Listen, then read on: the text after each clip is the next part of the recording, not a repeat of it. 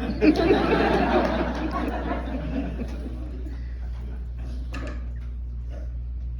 afternoon. I am deeply honored to be asked to speak today on behalf of myself and my fellow Nathan Deal scholars. Thank you for being here. It is humbling to represent my colleagues because each of them share our solid commitment to be a physician in a rural, underserved county of this great state. Governor Deal, President Underwood, Mercer University School of Medicine, Chairman Terry England, and the legislators who each, in different ways, made this scholarship possible, all of us are incredibly grateful. To each of you whose work supports this scholarship opportunity, you are truly making a difference in the lives of students like me and in the communities and desperate needs of doctors. In fact, this scholarship has created hope. I was born and grew up in Cairo, Georgia. Cairo is a small South Georgia town in Grady County, best known for vegetables, the finest cane syrup, and for being the home of baseball great Jackie Robinson. Life there is quiet, people know and care for one another, and there is a tremendous need for physicians. I am the oldest of 6 children with 4 brothers and 1 sister. We grew up outside the city limits, and my parents taught us the value of hard work and education. My mother worked at a plant nursery, and my father builds poetry houses. From an early age, my mother told us that it was school and work. Summer was limited to just work. I usually spent my summer pulling pigweeds from the fields or helping my father with construction. My parents are very smart and they work hard, but neither had an opportunity of a formal education. The long hours, the heat, and the hard physical labor helped me appreciate the privilege of education. That realization grew stronger as I entered middle school and began to understand that education could open up so many doors for me and my family. I deeply respect the farmers and families that feed and clothe all of us, but I was given a gift. That gift was the opportunity to get an education, and I could not turn it down. I attended the Grady County school system, graduated from Cairo High School, and later from Valdosta State University. Growing up, I came to understand the challenges of rural education. Students in larger communities often had access to more courses, more extracurricular activities, and greater support systems such as tutoring centers and STEM programs. Those were opportunities I did not have, and even so, I did not let those limits define me. I realized that the difference between their path and mine was not ability, but geography. That understanding gave me the drive to keep pushing forward, and it continues to shape and strengthen my commitment to serve my rural community and the good people of Southwest Georgia. My path toward medicine began earlier than most because my parents spoke little English. I became the family's translator for medical appointments and medical emergencies.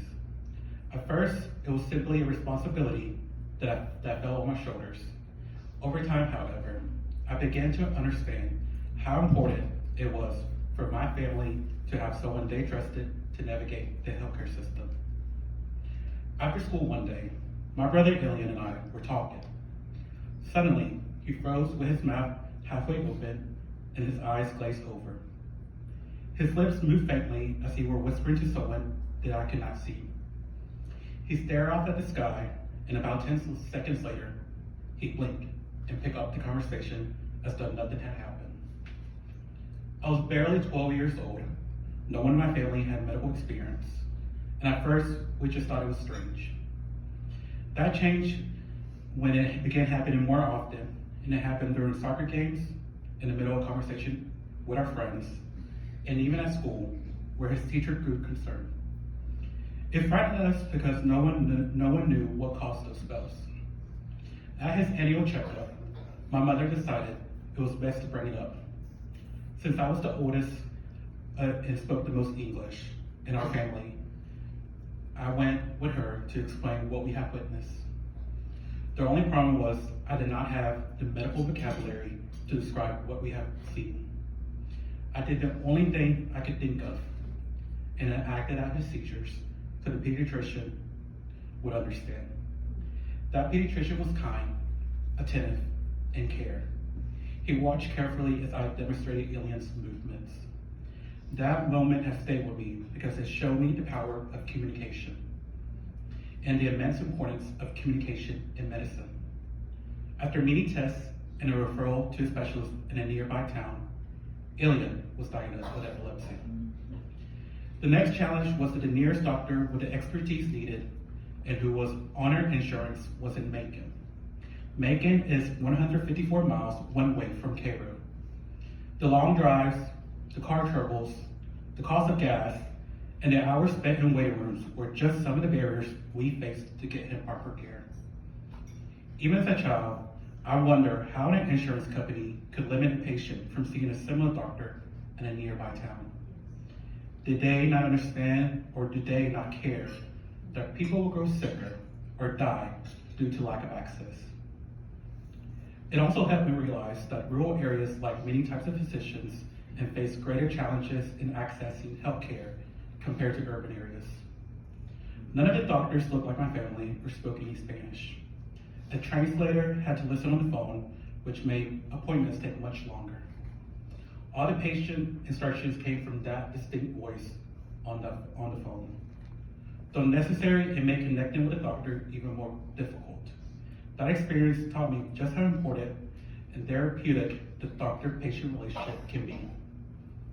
My role as a translator continued as I accompanied my mother to her prenatal appointments for years. She experienced complication in nearly every pregnancy. Every pregnancy came with high blood pressure, protein in urine, and digestional diabetes. Now I know the cause was preeclampsia, a leading cause of maternal and fetal death. During her last pregnancy, something happened to my mother that I will never forget. It was the day of her baby shower, just one day after an appointment with her family medicine doctor, Dr. McClure. She had blood work done. As my mother was getting ready for the celebration, there was an unexpected knock at the door. When she opened it, she was surprised to see her doctor, Dr. McClure, standing there. At first, she was confused, since doctors almost never come to a patient's home. Dr. McClure said urgently, "I'm sorry for doing this, but I've been calling you for the past hour. You need to go to the hospital right now. Your blood work is not good, and you need to see the fetal specialist immediately." My mom stood there shocked. Just minutes earlier, she had been preparing for her baby shower, and now she had to leave everything behind to rush to the hospital. At that moment, Dr. McClure showed me the power of being a physician in a rural community. She did not hesitate to put aside convention. She prioritized my mother's and the baby's health above everything else.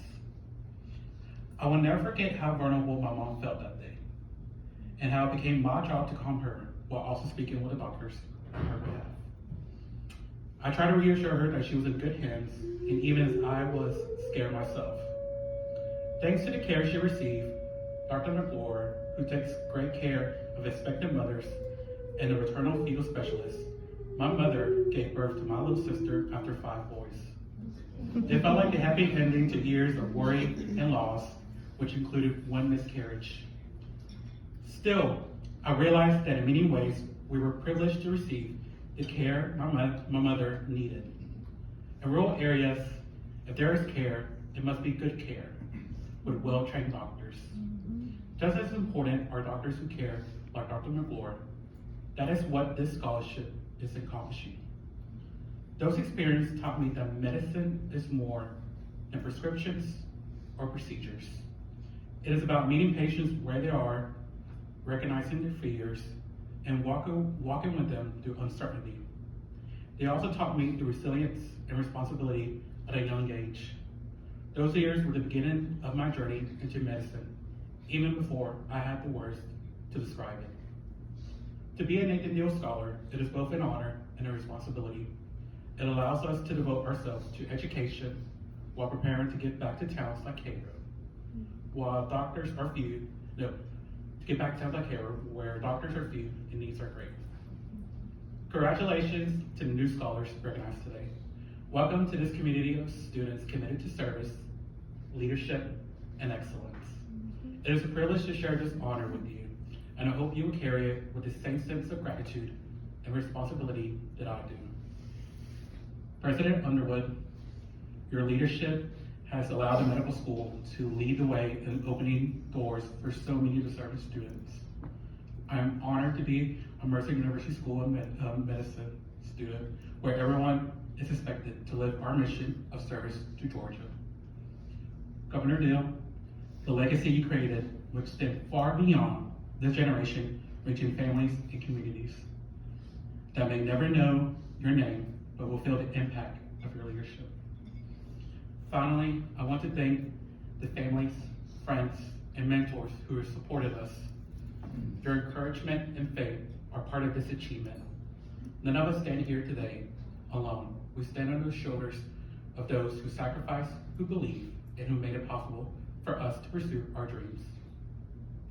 Mercer University School of Medicine, faculty and staff, especially Ms. Terry Walker, thank you once again for your leadership and for believing in students like me. I will carry this honor with pride, and I will dedicate myself to improving healthcare access to rural Georgia, one patient, one family at a time. Thank you.